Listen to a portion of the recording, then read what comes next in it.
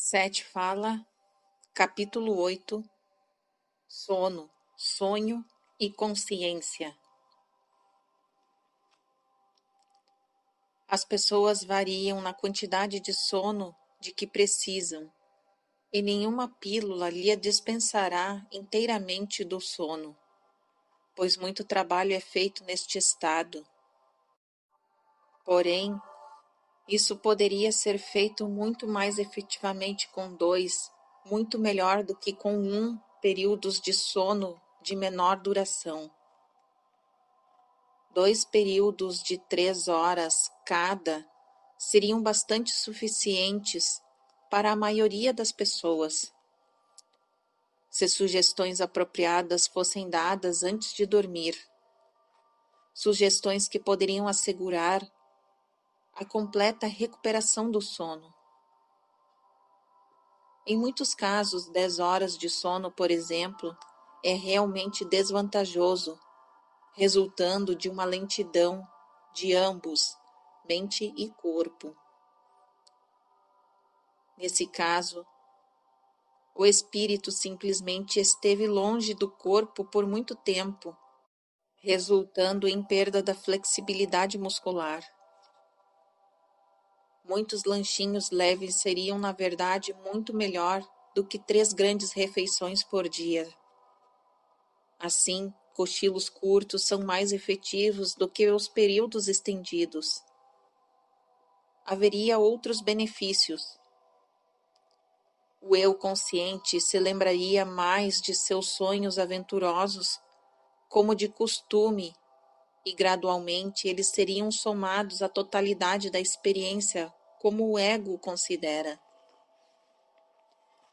Como resultado de períodos de sono mais frequentes, mais breves, haveria também picos mais altos de foco de consciência e uma renovação mais sólida das atividades físicas e psíquicas. Não haveria uma divisão definida entre as várias áreas ou níveis do eu. Haveria um uso mais econômico da energia e também um uso mais efetivo de nutrientes. A consciência, como você a conhece, também se tornaria mais flexível e móvel. Isso não conduziria a um obscurecer da consciência ao foco. Ao invés disso, a maior flexibilidade resultaria em uma perfeição de foco consciente. A aparente grande divisão entre o eu desperto e o eu adormecido é grandemente um resultado da divisão na função. Os dois seres são grandemente separados, um bloco de tempo sendo alocado para um e um grande bloco de tempo para o outro. Eles são mantidos separados, então, por causa de seu uso do tempo. Inicialmente, sua vida consciente seguia com a luz do dia. Agora, com a luz artificial, esta necessidade não é o caso.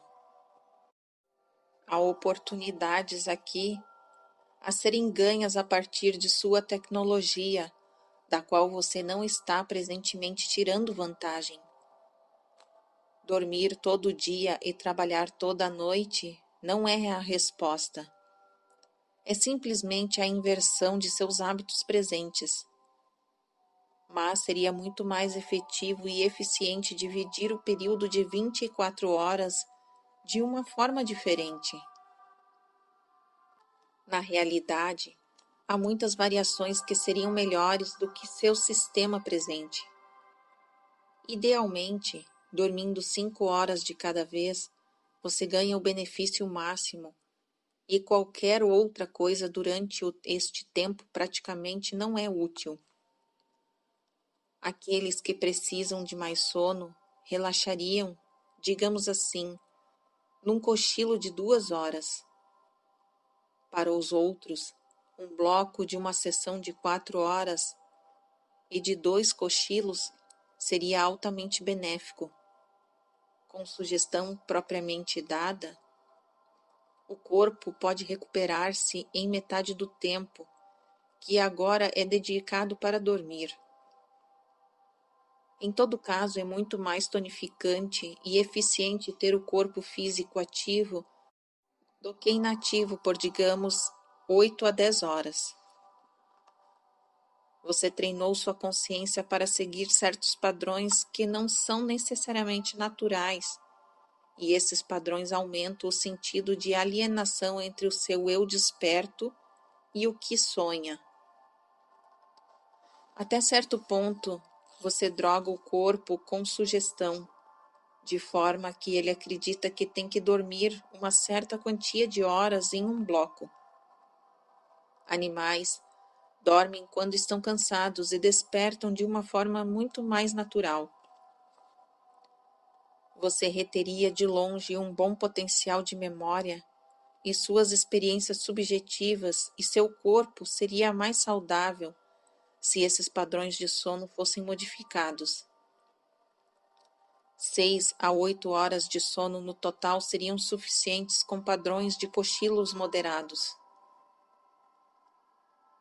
E mesmo que pensam que precisariam de mais sono do que esse, veriam que não precisam, se todo o tempo não fosse gasto em um único bloco. O sistema inteiro físico, mental e psíquico se beneficiaria. As divisões entre o eu praticamente não seriam assim severas. O trabalho físico e mental seria mais fácil e o corpo mesmo ganharia períodos estáveis de relaxamento e descanso.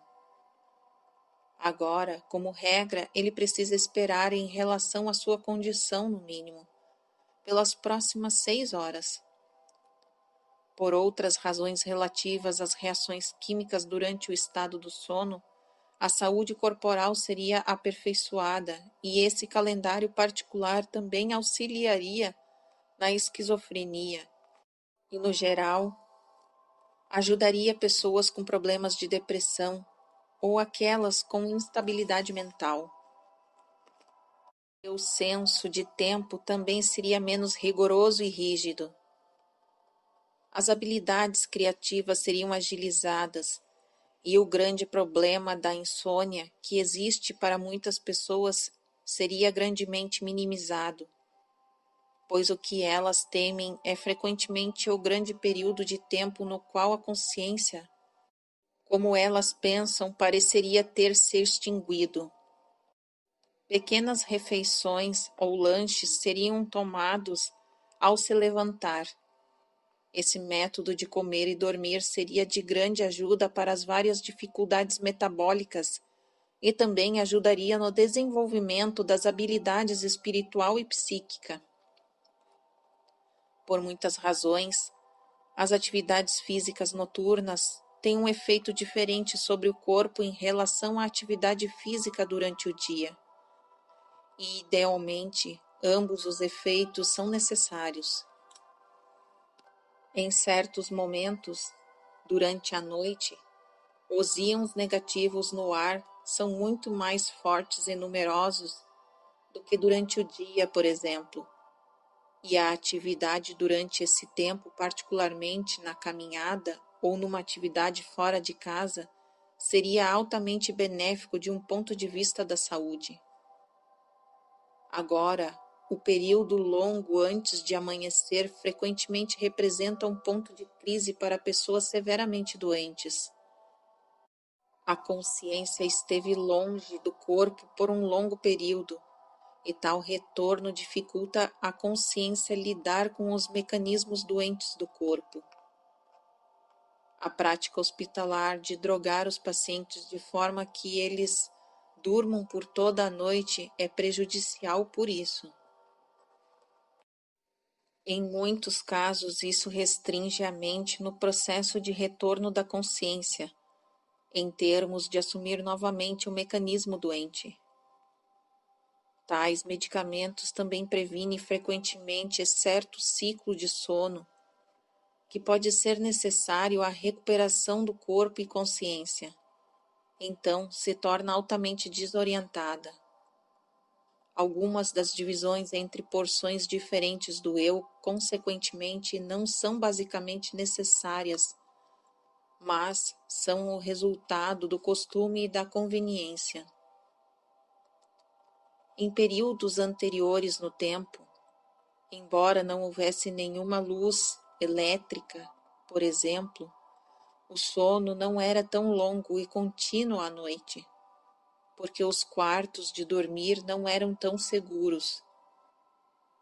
Por exemplo, o homem da caverna, enquanto dormia, estava em alerta por causa dos predadores. Os aspectos misteriosos da noite natural em ambientes externos o mantinham parcialmente alerta. Ele acorda frequentemente e inspecionava os arredores e seu próprio abrigo. Ele não dormia em blocos longos como você faz. Esses períodos de sono, ao contrário, eram de 2 ou 3 horas, esticados durante a noite, do anoitecer ao amanhecer, mas alternados por períodos de vigilância e atividades alertas. Ele também rastejava para fora da caverna para buscar comida, quando esperava que seus predadores estivessem dormindo. Isso resultou em uma mobilidade da consciência que realmente assegurou a sobrevivência física dele, e estas intuições que apareciam a ele no estado de sono eram lembradas da vantagem que era obtida no estado desperto. Agora, muitas doenças simplesmente são causadas por esta divisão do seu eu, desse longo período de inatividade física do corpo, e esse foco estendido de atenção, tanto na realidade desperta quanto na de sono. Sua consciência normal pode se beneficiar das excursões e descansar noutros campos de realidade em que entra quando você dorme. E a chamada consciência dormente também se beneficiará com as excursões frequentes no estado desperto. Exponho esses assuntos aqui porque tais mudanças de padrões habituais definitivamente resultariam num grande entendimento da natureza do eu. A porção interior da personalidade que sonha parece estranha a você, mas não apenas por causa de uma diferença básica de foco, mas porque você claramente devota porções opostas de um ciclo de 24 áreas a estas áreas do eu. Você os separa tanto quanto possível. Ao fazer isso, você divide suas habilidades intuitivas, criativas e psíquicas bastante nitidamente de suas habilidades físicas, manipulativas e objetivas. Não faz diferença quantas horas de sono você pensa que precisa. Você seria muito melhor dormindo pequenos períodos curtos e, na verdade, você precisaria de bem menos tempo. A maior unidade de sono deveria ser a noite. Mas, novamente, a eficiência do sono é minorada e prejudicada após 6 a 8 horas de inatividade física. As funções dos hormônios e substâncias químicas e dos processos adrenais, em particular, funcionariam com maior efetividade com estes períodos revezados de atividades, como mencionei. O desgaste do corpo seria minimizado, enquanto, ao mesmo tempo, todos os poderes regenerativos seriam usados ao máximo. Ambos, com um alto e outros com um baixo metabolismo, se beneficiariam também. Os centros psíquicos seriam ativados mais frequentemente e toda a identidade da personalidade seria melhor fortalecida e mantida. A mobilidade resultante e a flexibilidade da consciência provocariam um dividendo somando em concentração consciente aumentada e níveis de fadiga sempre permaneceriam abaixo de pontos de perigo. Uma maior igualação física e mental resultaria disso. Agora, tais horários poderiam ser adotados bastante facilmente.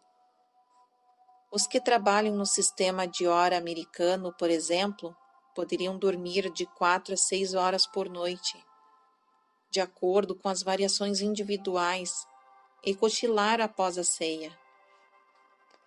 Quero deixar claro, no entanto, que qualquer coisa acima de 6 a 8 horas de períodos de sono contínuo funciona contra você, e um período de 10 horas, por exemplo, pode ser bastante desvantajoso. Ao despertar frequentemente, então, você não se sente descansado, mas como se tivesse a energia escoada.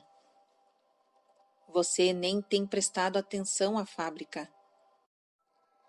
Se você não entende que em períodos de sono sua consciência atual deixa o seu corpo, então o que eu disse será sem sentido. Agora, sua consciência retorna, às vezes, para conferir os mecanismos físicos, e a simples consciência do átomo e célula da consciência do corpo está sempre com o corpo. Portanto, ele não está desocupado. Mas as porções grandemente criativas do eu deixam o corpo por grandes períodos de tempo quando você dorme. Alguns casos de forte comportamento neurótico resultam de seus hábitos atuais de sono. Sonambulismo, até certo ponto, também está relacionado aqui. A consciência quer voltar ao corpo, mas foi hipnotizada na ideia de que o corpo não deve despertar. A energia nervosa excessiva se eleva e levanta os músculos para a atividade, porque o corpo sabe que está inativo por muito tempo e, consequentemente, severas câimbras musculares resultam disso. O mesmo se aplica a seus hábitos alimentares. Você se estufa e então os tecidos sofrem de fome. Isso tem efeitos definidos na natureza de sua consciência, em sua criatividade, em seu grau de concentração. Ao longo desta conduta, por exemplo, você literalmente sofre de fome à noite e acrescenta envelhecimento a seu corpo, negando-lhe comida ao longo destas longas horas. Tudo isso se reflete na força e na natureza de sua consciência.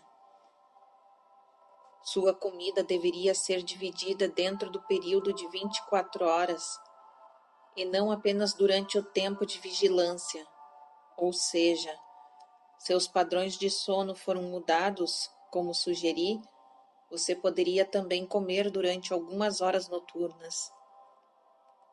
Você comeria bem menos nos horários de refeições, no entanto.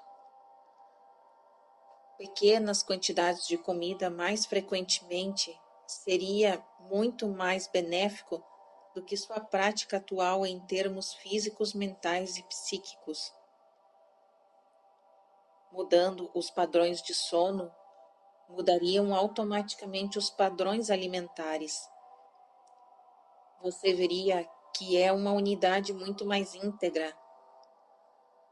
Você se daria conta de suas habilidades clarividentes e telepáticas, por exemplo, num nível muito maior, e não sentiria a profunda separação que agora sente entre o eu que sonha e o eu que está desperto. Em um grande nível, esse sentido de alienação desapareceria. Seu prazer em relação à natureza também aumentaria, pois, como uma regra, você está grandemente alheio à noite. Você poderia tirar melhor vantagem do conhecimento intuitivo que ocorre no estado de sonho, e o ciclo de seu humor não variaria tanto como varia. Você se sentiria muito mais confiante e seguro em todas as áreas da existência. Também seriam reduzidos os problemas de senilidade, pois os estímulos não seriam minimizados por tão longo tempo. E a consciência, como uma maior flexibilidade, conheceria mais do seu próprio sentido de prazer. É bem conhecido que as flutuações da consciência e sentido de alerta existem no estado de sono.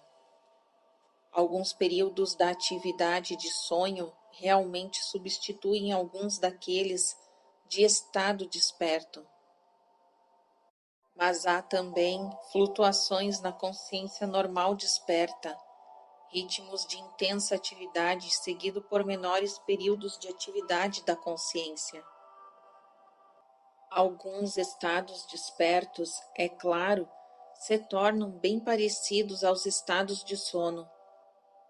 Estes misturam a pessoa em outra, de forma que o ritmo frequentemente passa desapercebido. Essas gradações da consciência são acompanhadas por mudanças no organismo físico.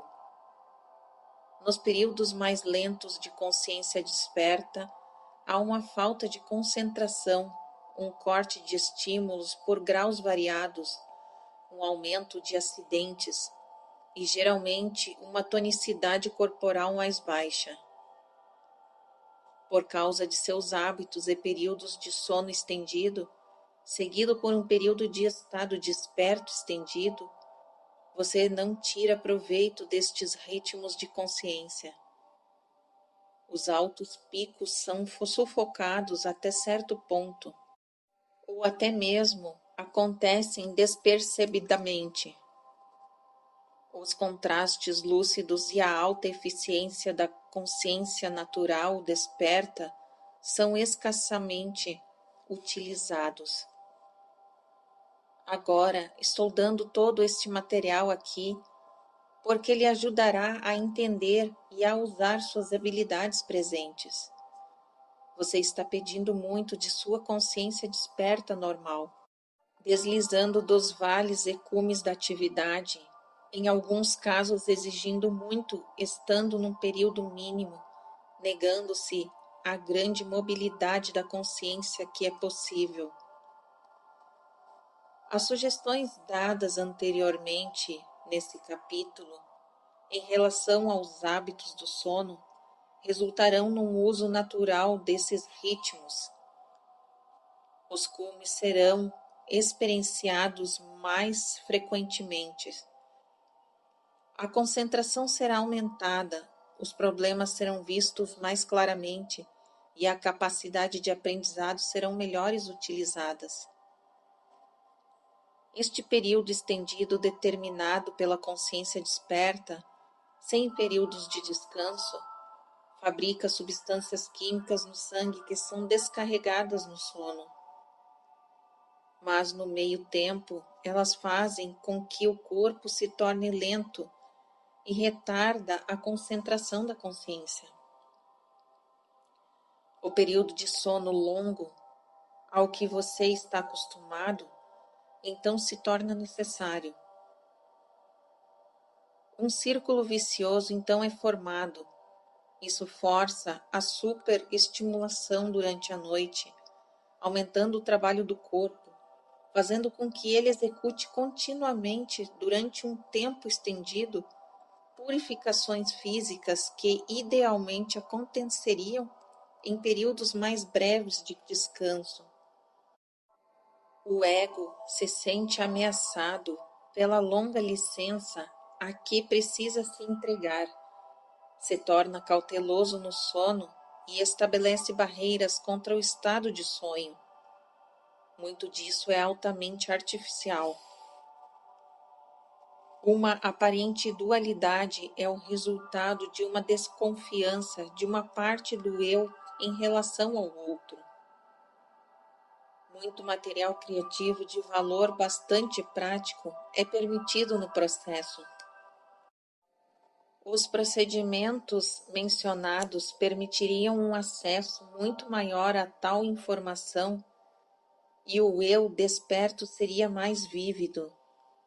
O simbolismo, nos sonhos, apareceria com grande clareza, não sendo perdido, por exemplo, através das muitas horas que agora você dedica ao sono. A força muscular se beneficiaria. O sangue seria limpo mais efetivamente do que quando o corpo se deita propenso a tal tempo. Principalmente, haveria, se você me dá licença, melhor comunicação entre as camadas subjetivas do eu e um aumento de senso de segurança, e particularmente com as crianças, uma revivificação das habilidades da criatividade. Uma consciência clara, organizada, luminosa e poderosa precisa de períodos de descansos frequentes. Se for para a sua eficiência ser mantida, e se for para interpretar a realidade corretamente, caso contrário, ela distorce o que é percebido. Descanso ou curas no sono, períodos de sono muito estendidos, têm sido de auxílio para a terapia em alguns casos. Não porque o sono estendido seja em si mesmo benéfico, mas porque muitas toxinas foram criadas e aqueles períodos estendidos de sono foram requeridos. Processos de aprendizado são definitivamente impedidos por causa de seus presentes hábitos, pois há certos períodos, quando a consciência está afinada para o aprendizado e ainda assim você tenta se esforçar a aprender durante os períodos mínimos não reconhecidos. Habilidades criativas e psíquicas são empurradas para o fundo simplesmente por causa dessa divisão artificial. Resultam-se de dualidades que afetam todas as suas atividades. Em alguns casos, você literalmente se força a dormir quando a consciência poderia estar na atividade máxima dela. Isso acontece incidentemente no período de alvorecer. Em certas horas da tarde, a consciência está vagarosa e precisa de descanso, que é negado. Se fossem examinadas as fases do despertar da consciência, como as fases do sono estão sendo examinadas atualmente, por exemplo, você encontraria um nível de atividade muito maior do que é suspeitado. Certas fases de transição são completamente ignoradas. De muitos modos, pode ser dito que a consciência realmente flameja e varia em intensidade. Ela não é como uma tocha estável, por exemplo. A consciência tem muitas características. Algumas, é claro, são conhecidas a você. Muitas das características da consciência, porém, não são tão aparentes, já que presentemente você usa a própria consciência de maneira que as percepções dela se parecem muito com disfarces naturais. Você está atento à sua própria consciência, em outras palavras, através do mecanismo médio de seu próprio físico. Você quase não está atento em relação à sua própria consciência quando ela não está operando primeiramente através dos mecanismos do corpo, como quando ela opera nos estados fora do corpo e em algumas condições desassociadas. As características da consciência são as mesmas, esteja você em um corpo ou fora de um. Os picos e vales da consciência que eu mencionei existem em algum nível, em todas as consciências, a despeito da forma adotada após a morte. A natureza de sua consciência não é diferente, basicamente, do que é agora, embora você possa não estar atento a muitas das características dela. Agora, a sua consciência é telepática e clarividente, por exemplo, embora você possa não perceber isso. No sono, quando você frequentemente presume que está inconsciente, você pode estar muito mais consciente do que está agora, mas simplesmente usando habilidades da consciência que você não aceita como reais ou válidas na vida desperta. Você, consequentemente, as bane de sua experiência consciente. A consciência, sua e minha, é bastante independente de tempo e espaço. E após a morte, você simplesmente está atento aos grandes poderes da consciência que existem em você o tempo todo. E já que eles existem, é claro, você pode descobri-los agora e aprender a usá-los. Isso irá ajudá-lo diretamente na experiência pós-morte. Você praticamente não ficará assustado pela natureza de suas próprias reações. Se entender antes, por exemplo, que sua consciência não apenas não está aprisionada por seu corpo físico, mas que pode criar outras porções à vontade.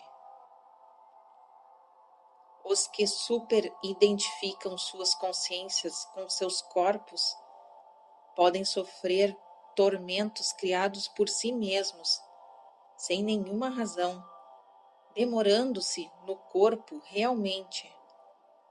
A alma totalmente abandonada, pensando que não tem nenhum outro lugar para ir. Você é, como eu disse antes, um espírito agora. E esse espírito tem uma consciência. A consciência pertence então ao espírito, mas os dois não são o mesmo. O espírito pode desligar e ligar sua própria consciência. Por sua natureza, a consciência pode chamejar e flutuar, mas o espírito não o faz. Particularmente, não gosto da palavra espírito por causa das várias implicações que ela pode ter, mas ela serve a nossos propósitos no sentido de que a palavra implica em independência da forma física. A consciência não se revigora a si mesma no sono, ela meramente se vira para outra direção. A consciência não dorme nesses termos, e enquanto e embora ela possa estar desligada, ela não é como a luz.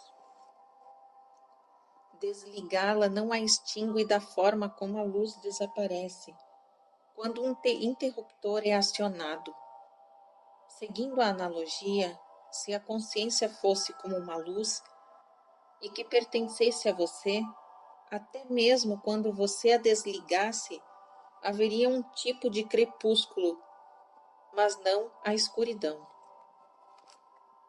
Então, o espírito nunca está em um estado de nada, com uma consciência extinta. Portanto, é muito importante que isso seja percebido. Anteriormente, eu lhe disse que você está familiarizado apenas com estas características de sua própria consciência, que você usa através da capacidade média de seu corpo. Você confia no corpo para expressar as percepções de sua consciência. Você tende novamente a identificar a expressão de sua consciência com o corpo. Ainda, a consciência pode ser permitida a se retirar e até certo ponto começa a aumentar-se de sua expressão física.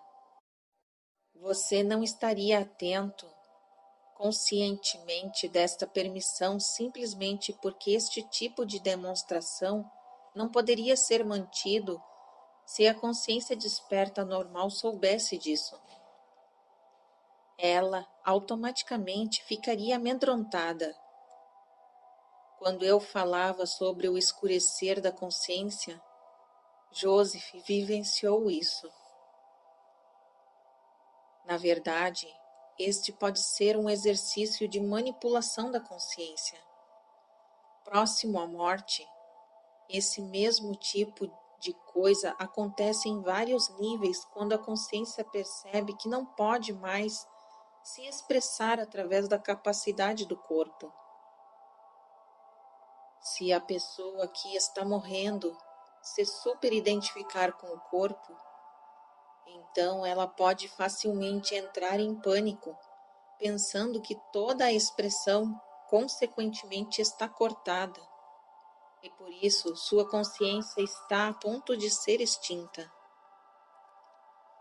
Tal convicção da extinção, tal certeza de que a identidade está para ser destruída no próximo momento, é uma experiência psicológica tão severa que ela mesma pode trazer reações infelizes. O que acontece é que você acha que a consciência muito intacta e a expressão dela é bem menos limitada do que era antes. Estaremos lidando agora, após o que eu espero que seja um material satisfatório, com alguns capítulos da natureza da existência após a morte física, as portas da morte, e envolvendo a morte física final até o final do ciclo reencarnacional. É importante que você entenda algo sobre a natureza e comportamento de sua própria consciência antes de começarmos. Fim do capítulo 8.